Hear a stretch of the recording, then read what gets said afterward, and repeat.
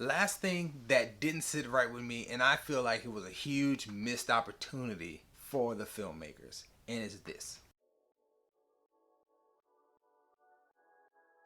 What's good, everybody? So, gave everybody the weekend, the Christmas holiday to get through, watch Wonder Woman, let everybody can soak it in. If you haven't gone to a theater, if there are theaters where you are, you could have watched it on HBO Max. So, let's get into a spoiler talk. Wonder Woman 1984. Subscribe to the channel if you're watching on YouTube. Follow the page if you're watching on Facebook.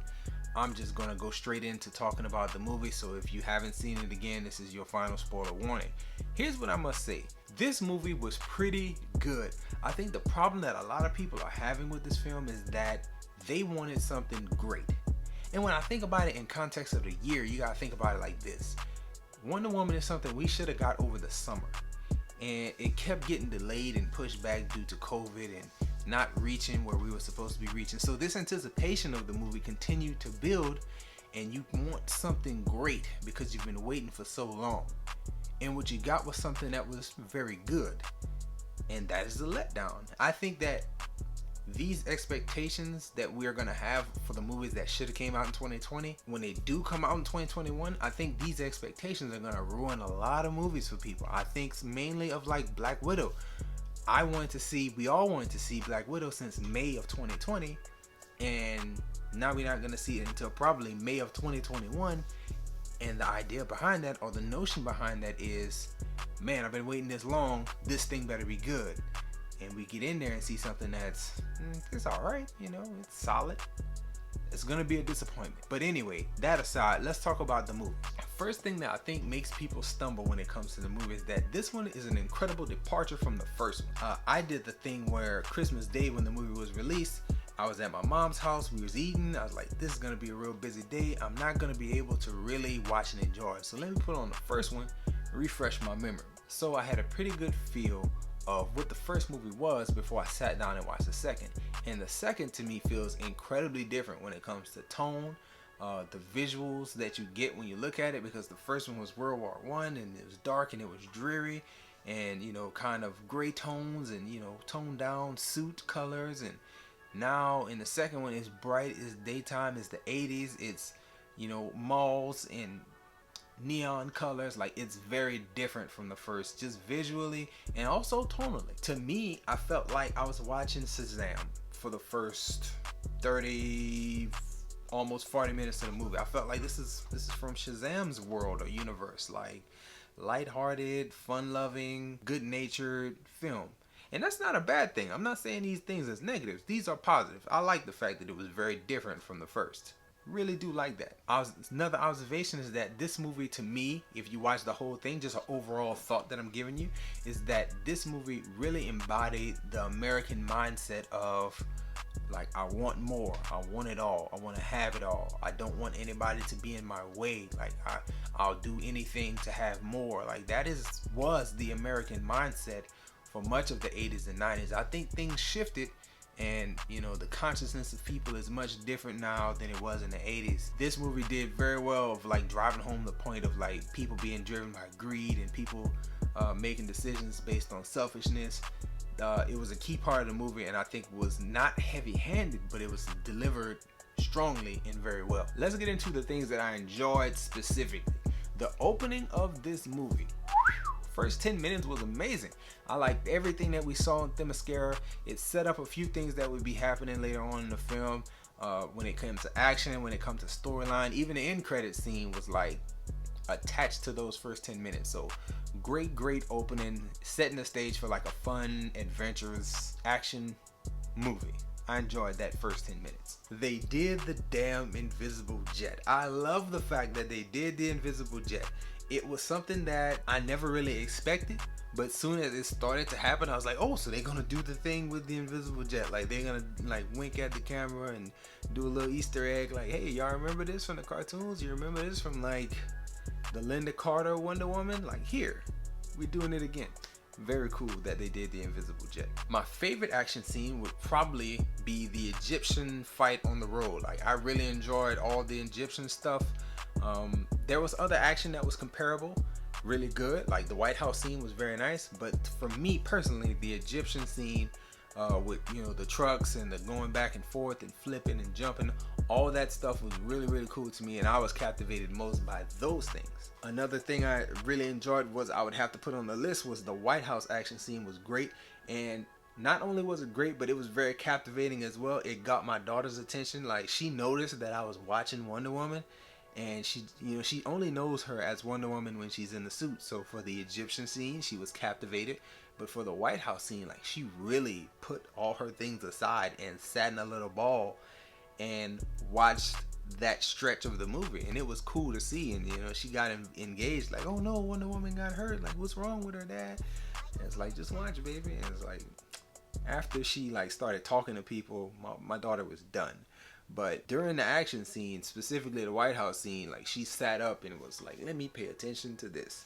And that was cool to see in my little girl. Now let's switch gears and go to the things that just didn't sit right with me. I'm not gonna say I hated them, not gonna say I disliked them, but things that just, like, as I watched the movie, I thought to myself, like, really, this is what we're doing? First thing, I understand that the wishing stone is the MacGuffin of the film. I get that. But really, we gonna just wish Steve Trevor back to life? Like, that's what we doing, huh? We gonna wish him back to life, and after he get back to life, we gonna do the quantum leap thing, where he sees his face, and Diana should be seeing a face, but we as the audience, we see Chris Pine. Like, man, I don't know how I feel about it. It feels cheap. Like, I understand, Chris Pine was the co-lead in the first, and there was much said about Gal Gadot and her acting skills in the first one, but for this one, I feel like she did well and conveyed emotion at the appropriate time. I was happy with her performance, and I'm like, do we have to jump through these hoops to give us Chris Pine and Steve Trevor? Like, I guess, but I just didn't like, oh, I just wish Steve was here, and then bam, Steve here, and it's really not Steve at all, and she, as Diana, can see with her eyes that it's not Steve, but we doing the thing with the audience, like, we'll let you see Steve the way you remember him. Like, I guess. Next thing didn't sit right with me is the ending. The ending in which she beats the bad guy, the main villain, cheetah fight, cool. Maxwell Lord is defeated with a speech. We just went through this with New Mutants. New Mutants, you have the ending with Demon Bear, and it's like, no, I'm in control now. Like, what? That's how we ending this? You in control, like a stern talking to? Is that what you doing? And that's the end of it? Same thing here. Like, I'm gonna give this heartfelt speech with my lasso around him, and like, I took over the broadcast, and all they hear is me, and like, this speech is gonna change the hearts and minds of the world and get people to do the right thing, and show him his son, and he'll get guilty, and then game over. For real? Not that it's the worst way to end the film. Like, I understand that Diana was like, she is more than just this action punch things character. I get that, and I know Patty Jenkins is a smart director. I know that the filmmakers here are smart people, and they don't want just this beat 'em up, punch 'em type of character who solves every problem with their fists. And it's like, yeah, I feel all that, respect all those things, but fam, if I was paying to see this, I want to see some action. I want to see something explode, punch this dude, do something. I don't like the whole, I'm gonna lasso his ankle. When I couldn't get the lasso through there before, like, I figured a way to snake that thing in there. You know what I'm talking about? Just snake that thing around his ankle. He didn't even know. Snaked it around his ankle and start giving the speech. And I saved the world. It's like, man, I guess, not my favorite ending, but it's fine. Last thing that didn't sit right with me, and I feel like it was a huge missed opportunity for the filmmakers, and it's this. They didn't use this movie as a setup to explain why Diana withdrew from the world. This was the biggest thing for me. They could have easily took this and said, okay, in Batman v Superman, Batman didn't know of Wonder Woman because she says, I haven't fought and done anything in the world for a long time. I withdrew from mankind in engaging with y'all because y'all make me sick. Okay, we see in the first movie, she was made sick because Steve Trevor died, her first love. She saw how brutal mankind was without much Ares influence. Like all he did was make weapons, and like people just drove themselves to kill each other. And she, she lived through World War One. She saw World War Two in Vietnam and Korea. Like that aspect of it was good. But then we get another movie. It's in the 80s now. She's still doing stuff. She's still active. It would have been so easy for the filmmakers to say, okay, we're gonna use this greed issue, this selfishness issue that is worldwide, because we saw him in Egypt and we saw him in Russia and we saw him in Washington DC. We see him all over the globe, driven by greed, driven by hatred, driven by selfish reasons. It would have been easy for the filmmakers to say, we're gonna like slip in a line where she says, I'm done with mankind now, because first time encountering y'all were angry and murderous, trying to destroy each other.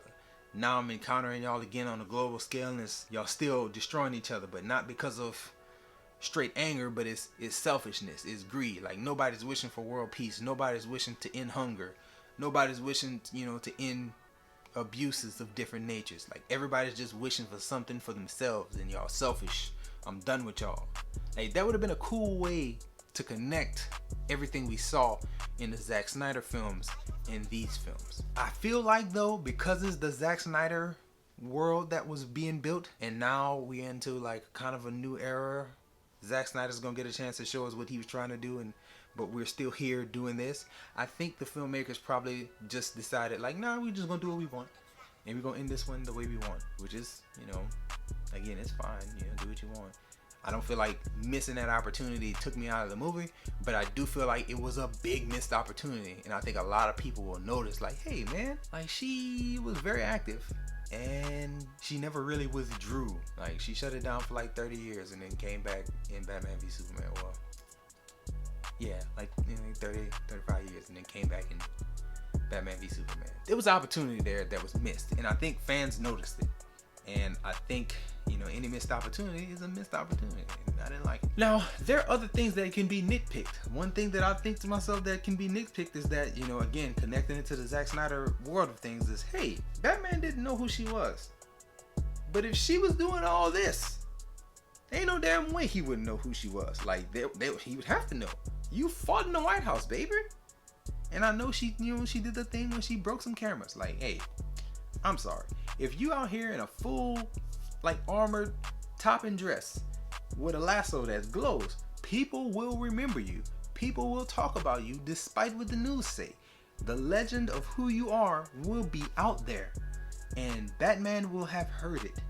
And when you show up with a lasso and a shield and a sword, he's gonna know, like, wait, this was something people used to talk about when I was a child. But again, I don't think people had the foresight to plan for Wonder Woman's second movie when they were shooting BVS.